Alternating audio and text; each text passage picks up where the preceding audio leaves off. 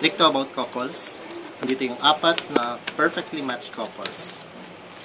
And dalawang counselor na nire-represent yung dalawang joker. Now, minsan sa buhay, kala natin nakuha na natin yung match natin. Yung perfect match. So, parang magkatulad pero tarong kaibahan. And lalo sa randomness ng buhay, kung imimix natin siya, mas lalong nagiging komplikado, mas lalong nagiging magulo. Buti na lang may counselors. Sila yung bahalang tumulong para maging maayos yung sitwasyon ng mga lovers, ng mga couples. For example, itong dalawang mismatched couples. Hindi natin lagay. Another mismatch. Another mismatch. And another mismatch. And nandito yung dalawang joker.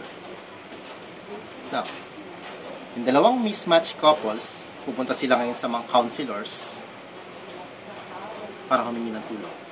Magsasalta yung unang counselor and yung pangalawang counselor. And saka sila alis.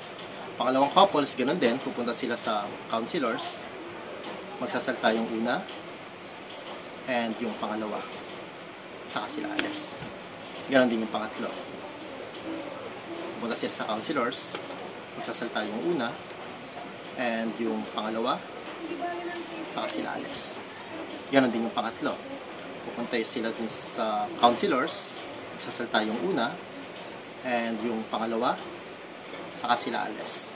And sa tulong ng counselors, each couple, yung mismatch, nagiging perfect match.